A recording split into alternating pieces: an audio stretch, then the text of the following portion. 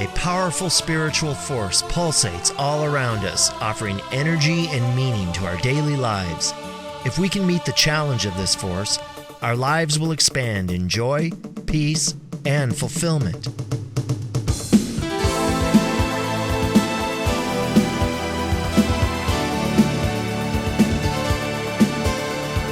The Redondo Beach Center for Spiritual Living and the Ministry of Dr. Moira Fox presents Living Ideas.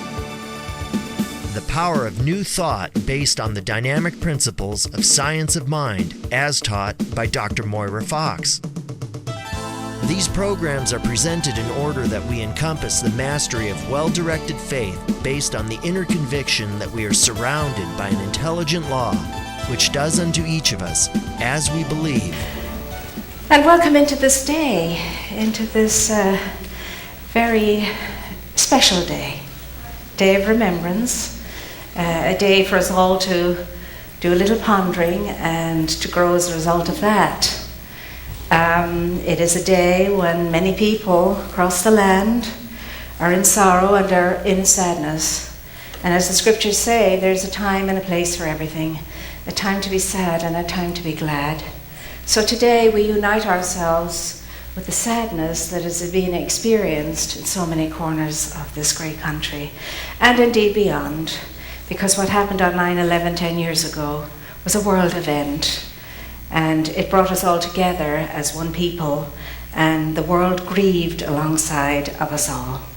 And so we remember those who are suffering still to this very day, the terrible losses that they endured when their loved ones were taken from them, and when their loved ones gave up their lives in a great and glorious cause.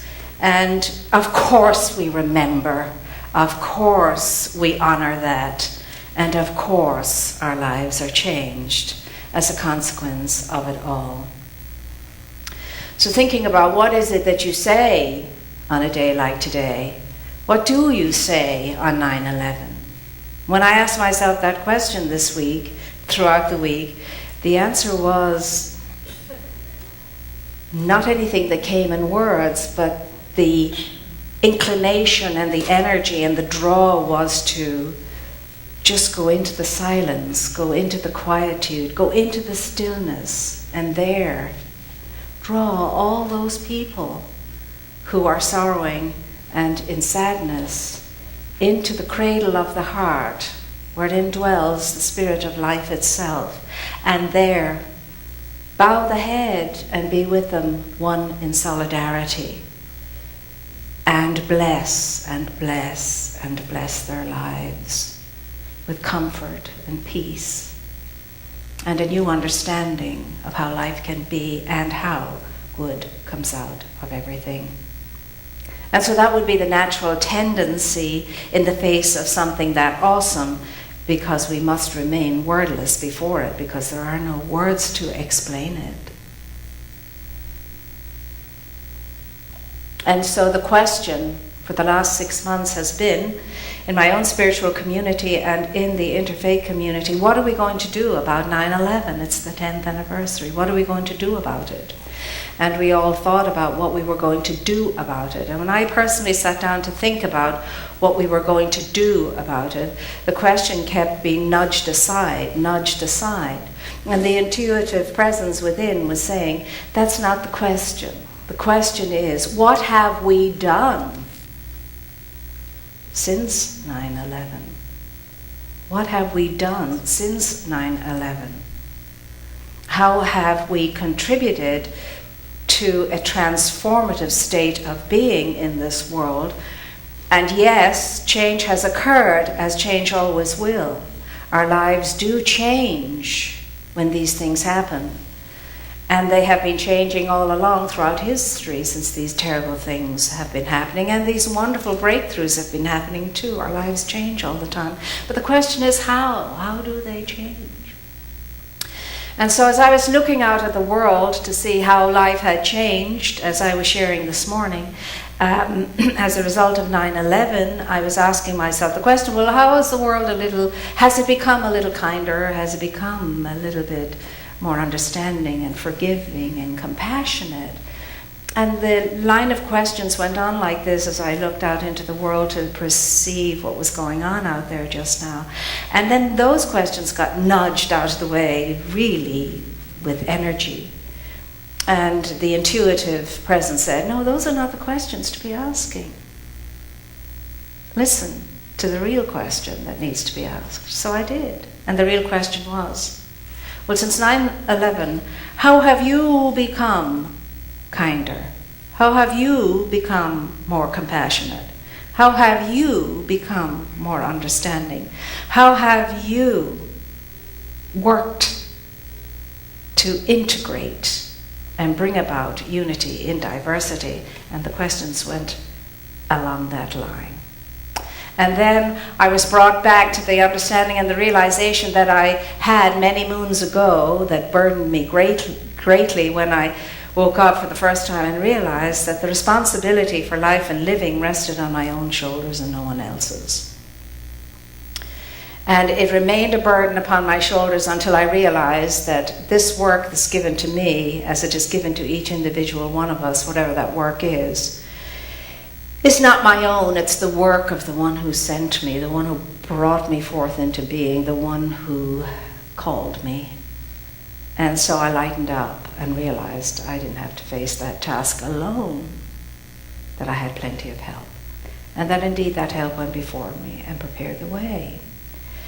And so many of these understandings and insights came to me very profoundly this particular week. And I did realize that if any transformation is to occur, it must first occur, darn it, within me. And then maybe, just maybe, the world has a chance. Because the way the world is transformed is by one individual realization at a time within each one of us. And so, yes, life has changed. And when I talk to people in general about how life had changed for them since 9/11, this recent time, I heard things like, oh yeah, life has really changed, it's not what it used to be, we've lost the age of innocence and so on. Well, let me tell you, we lost that a long time ago. I think it was in the Garden of Eden that happened. And they told me about the inconveniences of the airport and all of that kind of thing, and I thought, okay, we're talking here not about transformation, we're talking about inconvenience here. And if that's the only way life has changed, we're just not getting it. We're just not getting it. And so again, it comes back to the self of the self to know what that is all about as far as transformation is concerned. I mean, it's no fault of anybody out there not getting it. I just have to look to myself and ask myself, am I getting it? And that's all that matters. If I'm getting it, then everybody else is getting it too, because we're all the one thing. I mean, I was reading this week a lot of Thich Nhat Hanh, who's one of the princes of peace amongst us. And, and he was saying, together we are one. And we cannot be one until we are together.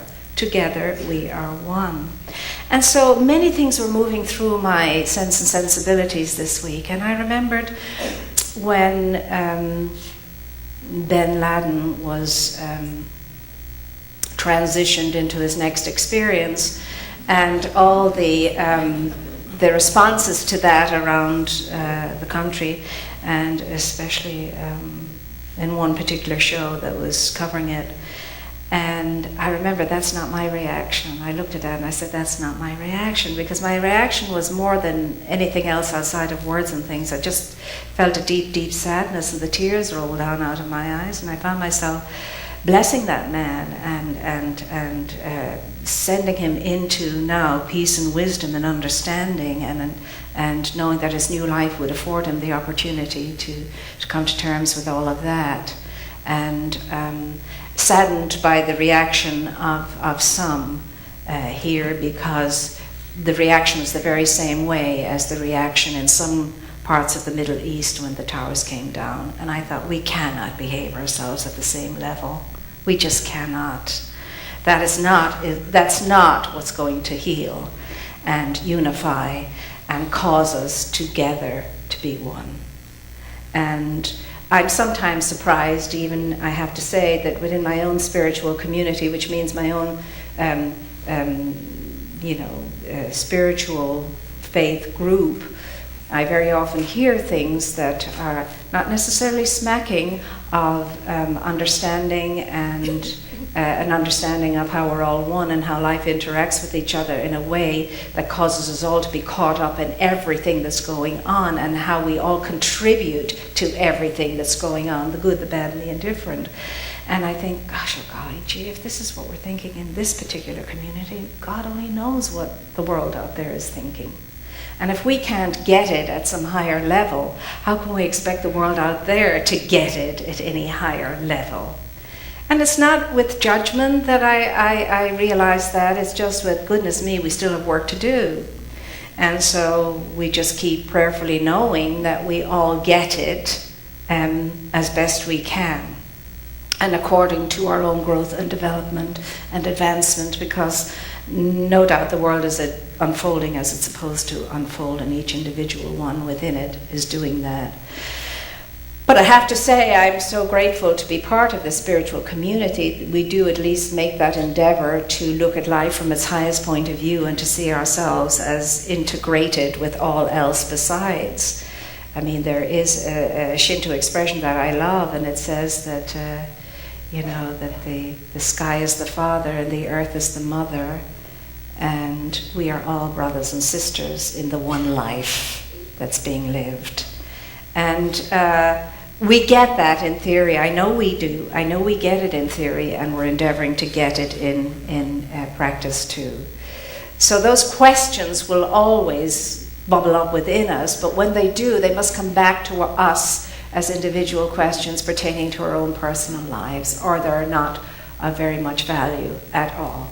Because now we have come to know it's never about what they're doing out there, it's what I'm doing right here. That makes the difference, and that matters, and that counts. And you see, the thing is, I am everything that's going on in every present moment. I am that's going on in every present moment.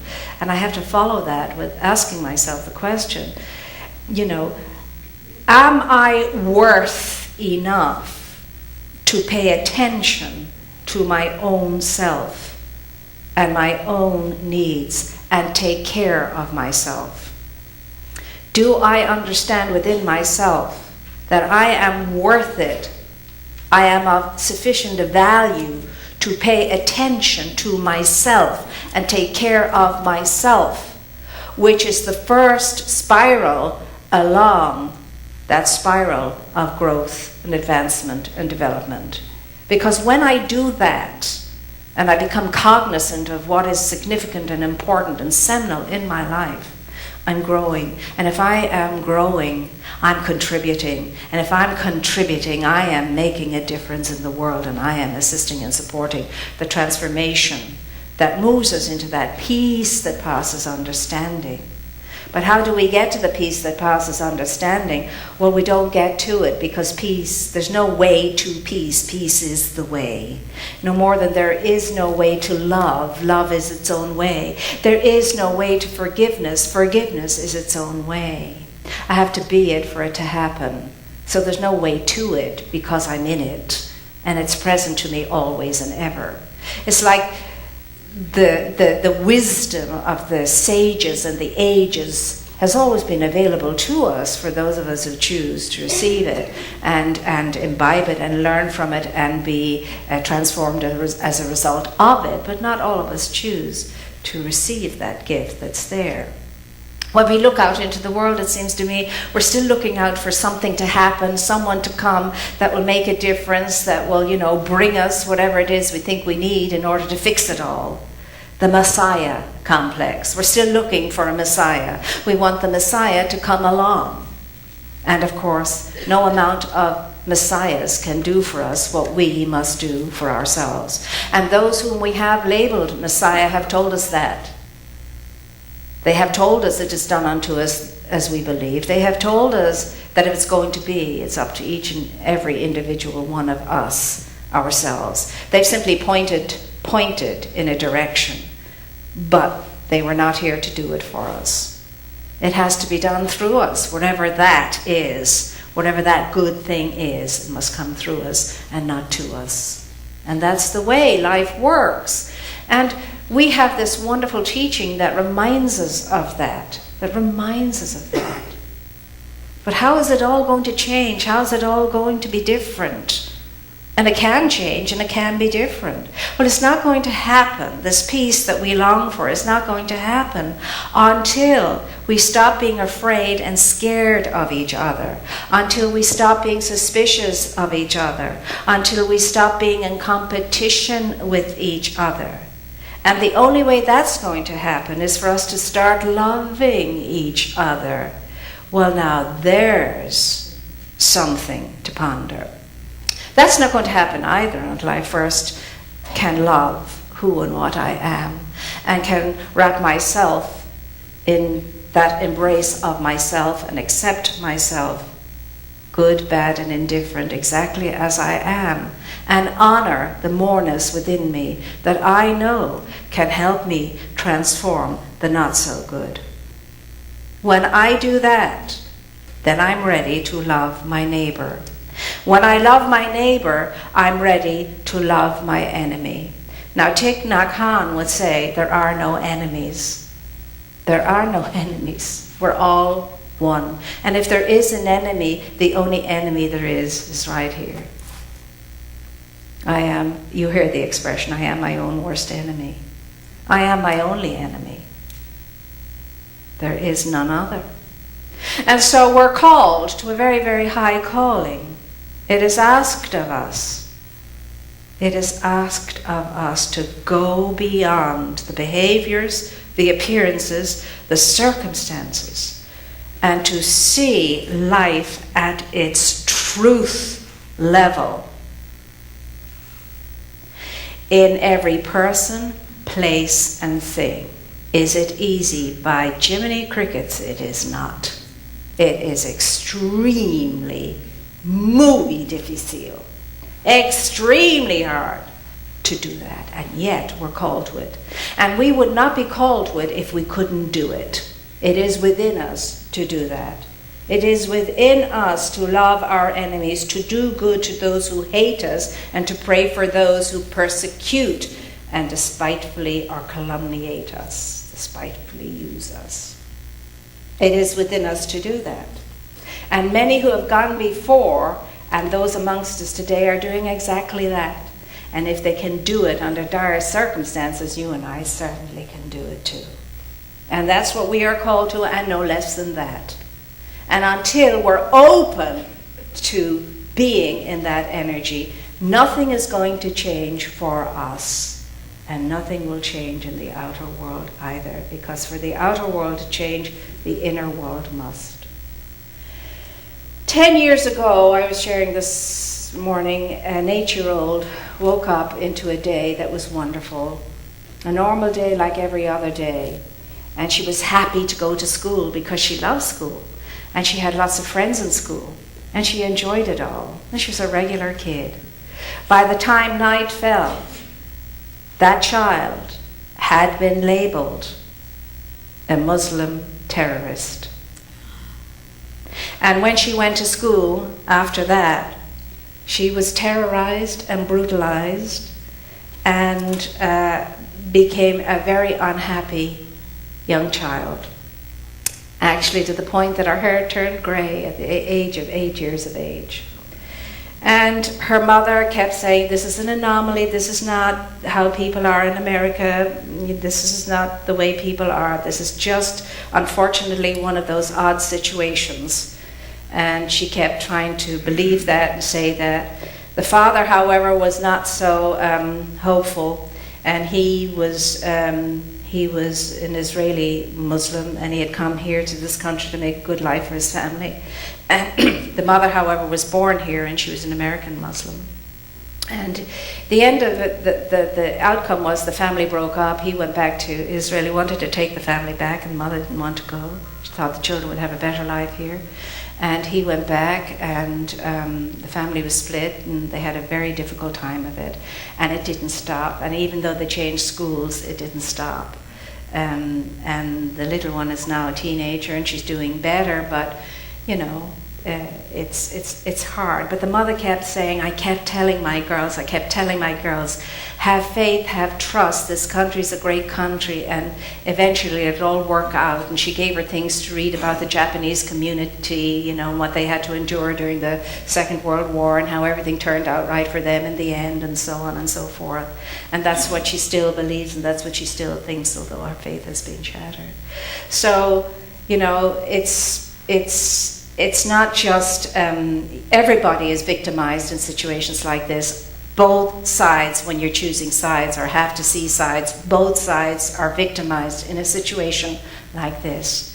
How have I been transformed? How have I changed since 9/11? Well, there are ways I have changed. And when I ask myself those questions, how have I become more kind and compassionate and so on and so forth, the answers have been yes and no. Yes and no. That's the honest answer. Yes and no. But as long as the yeses are more than the no's, we're okay. We're advancing. And we have to know, yes, I made the decision that I would find out more about my neighbors, my friends, my other fellow American people, especially in the Islamic community, and I would not only be satisfied in knowing the tenets of their faith and have a mental understanding and awareness of Islam, but I wanted to get to know the people. I realized I hadn't got one person in my life who was a Muslim who was Islamic. Not one person in my life. I knew people in passing, and I didn't have any friends. Now I'm happy to say I have the dearest, most wonderful Muslim friends. They are the salt of the earth. They're great, good American citizens, and they would take the shirt off their back and give it to you if you were in need, and be there for you at any time, day and night. And I now understand Islam in a whole different way. So what is it that has happened to you in the past 10 years that has affected your life for the better as a result of 9/11? And why is it, my gosh, I ask myself the question all of the time, why is it that it takes tragedy, always tragedy, to bring us deeply and closely together in a way that we really treat each other like family? What is that?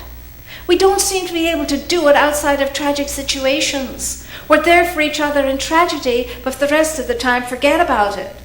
Forget about it. And that's what the people of New York were saying, you know. They lost that sense along the way of that camaraderie and so on, that oneness, that unity, that harmony, not just in New York, but across the country too, and even worldwide. You know we rally around each other worldwide in times of tragedy. We've got to keep up that energy outside of tragedies and do that and be that all of the time. That's what's going to make the change. To think of each other like that all of the time. He's my brother, he's my sister, I've got to help out. Whether it's Haiti or whether it's, you know, a tragedy here or whether it's abroad. It doesn't matter. We're there for people when that happens. That's the energy we need to keep up all of the time. And that's the great good that comes out of something like 9/11. So, what we ask of ourselves this week is the understanding that what happened in the lives of those people who suffered those tragedies didn't only happen in their lives, it happened in ours too. Didn't only affect their lives, but it affects our life too. Because indeed, we are all brothers and sisters, and we are one family. And as long as anybody is suffering, all of us will feel that to some extent or another. So it's given to you, it's given to me, to be whatever kind of healing balm we can be wherever we find ourselves. Now, whether that's in the midst of a 9/11 or if it's in a line in the supermarket, it doesn't matter. It's the same thing. So, I want to assure us all that we have a purpose. We can be mindful of the purpose. And those who are sitting in these chairs and me standing here today are mindful of the purpose, or we wouldn't be here. But we can be committed to that to any extent we so choose to be committed to. And to give ourselves up to it and to surrender ourselves to it in such a way that we no longer are afraid and scared and suspect of each other or in competition with each other, but are rather cheerleaders for each other, supporting each other, honoring each other, loving each other, overcoming our less than traits, and blessing where we find mistakes rather than judging that. Blessing, blessing, blessing, and honoring the light of spirit within every living thing and every person on this plane. Because deny it or believe it, that light is there. That light is as strong within every person on this plane, good, bad, and indifferent, as it ever was in a Christ or in a Buddha or in a Dalai Lama or in a Mother Teresa, whomsoever. That light is the very same strength and power within each and every one of us. And that's what I want to greet in each one of you today and honor in you today.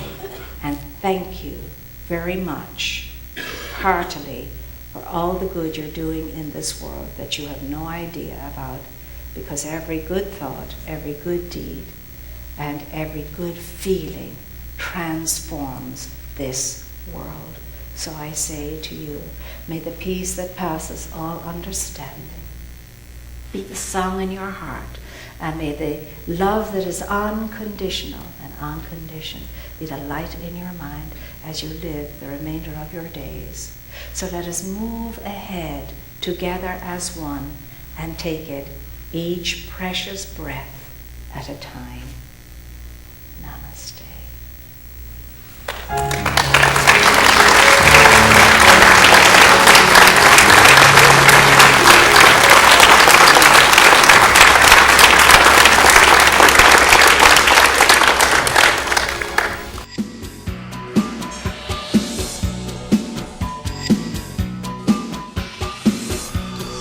We invite you to experience Dr. Moira in person on Sundays.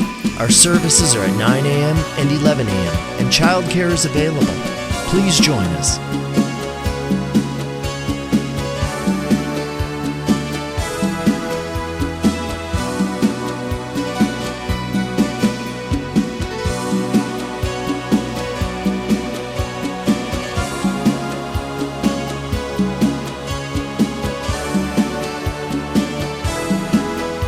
If you enjoy these messages and would like to make a donation to our center, please visit our website at redondocrs.org. Thank you for your support of this ministry.